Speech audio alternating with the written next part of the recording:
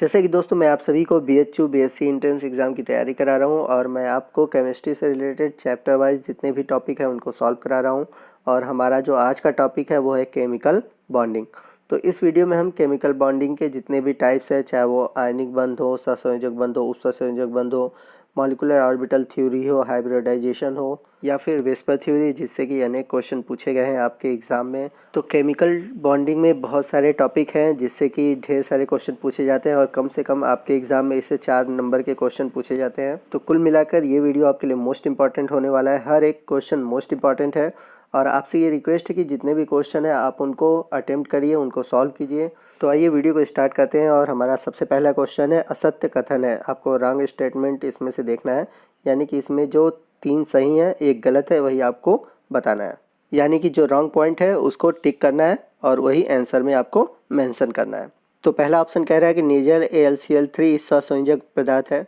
तो ये ऑप्शन सही है, क्योंकि जितने भी एनहाइड्रस AlCl3 होते हैं वो कोवैलेंट कंपाउंड होते हैं। अगर इसकी जगह आपको देता कि एक्वस सॉल्यूशन ऑफ AlCl3, तो जो एक्वस सॉल्यूशन ऑफ AlCl3 होता है वो आपका आयनिक होता है, यानी कि इसमें आयनिक बॉन्ड पाई जाती हैं। तो यहाँ पर ये ऑप्शन आपका सही है। देखते हैं दूसरे पॉइंट की ओर। दूसरा पॉइंट है molecule is more stable then an atom. तो ये भी पॉइंट सही है। मान लीजिए कि ये H2 है, ये मोर स्टेबल है आपके हाइड्रोजन परमाणु के। क्यों है? क्योंकि जो H2 है ये स्टेबल इसलिए है क्योंकि ये आपके जो नियरेस्ट इनर्ट गैस है उसकी स्ट्रक्चर को प्राप्त कर लेता है, यानी कि 1s2 हो गया। जबकि जो हाइड्रोजन है वो अनस्टेबल है। क्यों अनस्टेबल है? क्योंकि ये अभी रिएक्टिव है। बात करते हैं थर्ड पॉइंट की। Ionic compound have low melting point and boiling point then covalent compound. तो ये ऑप्शन गलत है, क्योंकि जो आयनिक कंपाउंड होते हैं उनकी मेल्टिंग पॉइंट और बॉइलिंग पॉइंट कोवैलेंट कंपाउंड से अधिक है। तो यहाँ पर ये जो स्टेटमेंट गलत है, तो हमारा क्वेश्चन के अकॉर्डिंग ये राइट आंसर है। आइए देखते हैं हम अगला क्वेश्चन। हमारा दूसरा क्वेश्चन है geometry of IF7 molecule is. देखिए, जब 7 सिग्मा हो, यानी कि उसमें कोई भी लोन पेयर इलेक्ट्रॉन न हो, तो जब 7 सिग्मा होता हो तो एक S और 3p, यानी कि यहाँ पर हमारा 4 हो गया। अब बच गया कितना? 3 बच गया, तो हो जाएगा D3, यानी कि sp3d3। तो हमारा जो स्ट्रक्चर होगा वो बनेगा पेंटागोनल बाई पिरामिडल। तो जब भी sp3d3 स्ट्रक्चर होता है तो उस समय जो संरचना बनती है वो बनती है पंचभुजी द्विपिरामिडी। तो IF7 की जो स्ट्रक्चर होगी वो होगी पंचभुजी द्विपिरामिडी। क्वेश्चन नंबर थर्ड है the bonds between carbon atom in graphite are. तो आपको बताना है कि ग्रेफाइट में कार्बन परमाणुओं के मध्य कैसा बंध होता है। तो हम सभी जानते हैं जो कार्बन है ये एक नॉन मेटल है और हमेशा नॉन मेटल एलिमेंट्स में हमेशा कोवैलेंट बॉन्ड पाया जाता है। तो यहाँ पर हमारा जो राइट ऑप्शन है ऑप्शन बी है, कोवैलेंट बॉन्ड।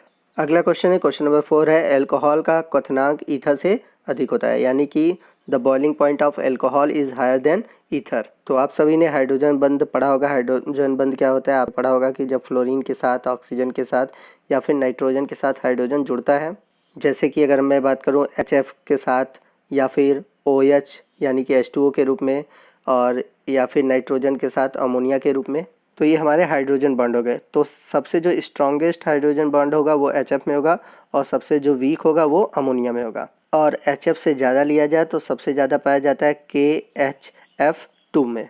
तो ये जो क्वेश्चन है आपका आ चुका है नीट में, तो मोस्ट इंपॉर्टेंट है। तो यहाँ पे HF से ज़्यादा इसलिए क्योंकि यहाँ पे फ्लोरीन के 2 एटम हैं। तो जितने अधिक फ्लोरीन या अधिक इलेक्ट्रोनेगेटिविटी एलिमेंट्स जुड़ेंगे वहाँ पर हाइड्रोजन बॉन्डिंग क्या होती है? स्ट्रांग होती जाती है। तो यहाँ पर हमारा जो राइट ऑप्शन है ऑप्शन फर्स्ट है, हाइड्रोजन बंध के कारण। क्योंकि जिनमें हाइड्रोजन बंध पाई जाती है उनका जो बॉइलिंग पॉइंट होता है वो सबसे अधिक होता है। आइए चलते हैं अगले क्वेश्चन की ओर। क्वेश्चन नंबर 5 है सर्वाधिक बंध शक्ति, यानी कि मैक्सिमम बॉन्ड स्ट्रेंथ इज। तो यहाँ पर आपको बताना है कि किसमें सबसे मैक्सिमम बॉन्ड स्ट्रेंथ है। तो जिसकी बॉन्ड एनर्जी ज़्यादा होती है उसकी बॉन्ड स्ट्रेंथ ज़्यादा होती है। तो यहाँ पर जो ऑप्शन है कार्बन कार्बन, तो कार्बन कार्बन की जो बॉन्ड एनर्जी वो सबसे अधिक होती है, इसलिए यहाँ पर जो मैक्सिमम बॉन्ड स्ट्रेंथ है वो है option C, carbon carbon bond के बीच। आइए चलते हैं अगले क्वेश्चन की। क्वेश्चन नंबर 6 है अधिकतम गलनांक वाला हैलाइड है, यानी कि halide with maximum melting point is. तो एक आपने पढ़ा होगा फजान रूल। तो फजान रूल में आप लोगों ने पढ़ा होगा कि कुछ आयनिक कंपाउंड होते हैं जो कि कोवैलेंट कैरेक्टर रिप्रेजेंट करते हैं, यानी कि आयनिक कंपाउंड में सहसंयोजक का लक्षण पाया जाता है। और हम सभी जानते हैं कि जितने भी आयनिक कंपाउंड होते हैं उनका मेल्टिंग पॉइंट बहुत अधिक होता है। तो यहाँ पर आपका जो राइट ऑप्शन होगा, ऑप्शन फर्स्ट होगा NaF, क्योंकि जो NaF है वह एक आयनिक कंपाउंड है और इसमें जो फ्लोरीन है, फ्लोरीन की साइज़ जो है बहुत छोटी है और सोडियम की साइज़ भी क्या है, छोटी है। तो यहाँ पर दोनों की साइज़ जो छोटी है, इस वजह से यहाँ पर आयनिक बॉन्ड बनता है और जितने भी आयनिक कंपाउंड होते हैं उनके मेल्टिंग पॉइंट और बॉइलिंग पॉइंट अधिक होते हैं। तो देखिए ये एम्स का क्वेश्चन है और मोस्ट इंपॉर्टेंट है, आप इसको ध्यान दीजिएगा।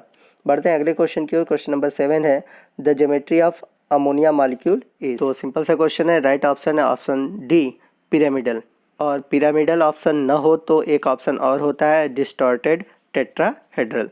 तो पिरामिडल न होने पर आपको ये ऑप्शन दिया रहेगा और ये राइट ऑप्शन होगा।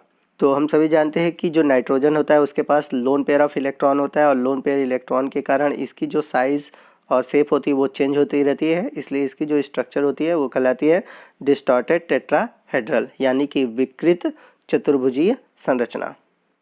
आइए देखते हैं अगला क्वेश्चन। क्वेश्चन नंबर 8 है in X and Y both are electronegative elements. तो यहाँ पर कह रहा है कि H के साथ X है और Y है, दोनों ही बहुत ही मोर इलेक्ट्रोनेगेटिव हैं। तो यहाँ पर किस प्रकार का बॉन्ड बनेगा। देखिए जब मोर इलेक्ट्रोनेगेटिव एलिमेंट्स जुड़ते हैं तो वहाँ पर जो इलेक्ट्रॉन डेंसिटी होती है वो कम हो जाती है, तो H पर जो होगा वो इलेक्ट्रॉन डेंसिटी कम हो जाएगी। तो यहाँ पर हमारा जो राइट ऑप्शन ऑप्शन ए है, electron density will increase on X। चलते हैं अगले क्वेश्चन की ओर। क्वेश्चन नंबर 9 है विच स्टेटमेंट इज़ रॉन्ग। तो आपको बताना है कौन सा कथन असत्य है। आपने पढ़ा होगा CO होते हैं, NO होते हैं, अमोनिया होते हैं, ये स्ट्रॉन्ग फील्ड लिगेंड होते हैं और जो स्ट्रॉन्ग फील्ड लिगेंड होते हैं वो क्या कहते हैं, जितने भी अनपेयर्ड इलेक्ट्रॉन होते हैं उनको पेयर्ड इलेक्ट्रॉन में कन्वर्ट कर देते हैं। तो जैसे CO NO कहीं आ जाए तो वो क्या करेंगे, अनपेयर्ड इलेक्ट्रॉन को पेयर्ड इलेक्ट्रॉन में कन्वर्ट कर देते हैं। तो यहाँ पर जो हमारा राइट ऑप्शन होगा ऑप्शन ए होगा, क्योंकि ये स्टेटमेंट गलत है। तो NiCO4, अभी जैसा कि मैंने आपको बताया था कि जो CO होते हैं वो क्या कहते हैं, अनपेयर्ड इलेक्ट्रॉन को पेयर्ड इलेक्ट्रॉन में कन्वर्ट करते हैं। तो यदि हम निकल के इलेक्ट्रॉनिक कन्फिग्रेशन को देखें तो यहाँ पर हो जाएगा 4s0 3d8। अब यहाँ पर 8 इलेक्ट्रॉन है और हमने अभी पढ़ा कि CO जो है वो स्ट्रॉन्ग फील्ड लिगेंड है, ये क्या करेगा, जितने भी अनपेयर्ड इलेक्ट्रॉन है उसको पेयर्ड इलेक्ट्रॉन में कन्वर्ट कर देगा। तो यहाँ पर कोई भी अनपेयर्ड इलेक्ट्रॉन बचेगा नहीं, तो ये पैरामैग्नेटिक नहीं होगा, तो ये क्या हो जाएगा, डायमैग्नेटिक हो जाएगा। तो यहाँ पर जो राइट ऑप्शन है, मतलब क्वेश्चन के अकॉर्डिंग रॉन्ग स्टेटमेंट है, वो ऑप्शन फर्स्ट है, क्योंकि NiCO4 जो होता है वो होता है डायमैग्नेटिक, बट यहाँ पर ऑप्शन में आपका दिया हुआ है पैरामैग्नेटिक। आइए चलते हैं अगले क्वेश्चन की ओर। क्वेश्चन नंबर 10 है निम्न में से कौन p पाई d पाई बंध रखता है। तो p पाई d पाई का मतलब होता है जिसमें कि वैकेंट d ऑर्बिटल आपका पार्टिसिपेट करे और कोई सेंट्रल एटम जिसकी n की वैल्यू 3 हो, जैसे कि आप बात करते हैं सल्फ़र की, फास्फोरस है, क्लोरीन है, तो इनमें जो n की वैल्यू होगी वो होगी 3। मतलब कि जो थर्ड पीरियड के एलिमेंट्स होते हैं उनमें वैकेंट d ऑर्बिटल स्टार्ट हो जाते हैं। तो जैसे कि हम लोग 3D लिखते हैं, कभी आपने 2D सुना नहीं होगा, तो वहाँ पर जो n की वैल्यू होती है वो 3 होती है और उस केस में पाया जाता है p पाई d पाई। तो यहाँ पर आपका जो ऑप्शन होगा ऑप्शन बी होगा SO3 2 नेगेटिव चार्ज। आइए देखते हैं अगला क्वेश्चन। क्वेश्चन नंबर 11 है which of the following molecule processes maximum polar covalent bond. तो आपको बताना है कि निम्नलिखित में से किस अणु में सहसंयोजक बंध सर्वाधिक ध्रुवी है। तो ये क्वेश्चन बहुत पूछा जाता है, बहुत ही इंपॉर्टेंट है। तो यहाँ पर राइट ऑप्शन ऑप्शन सी है HCl है, क्योंकि HCl में हाइड्रोजन और क्लोरीन के बीच जो डिस्टेंस है वो अधिक हो जाती है। और एक्सेप्शन में देखा जाए HF भी है और HF भी कभी कभी दे देता है, परंतु HF इसलिए नहीं होता है कि जो HF में जो साइज़ होती है वो छोटी होती है, इस वजह से ये ऑप्शन नहीं होता। आइए चलते हैं अगले क्वेश्चन की। क्वेश्चन नंबर 12 है the molecule form by the combination of ammonia and BF3 processes. तो आपको बताना है कि NH3 तथा BF3 के संयोग से जो अणु बनता है उसमें होता है।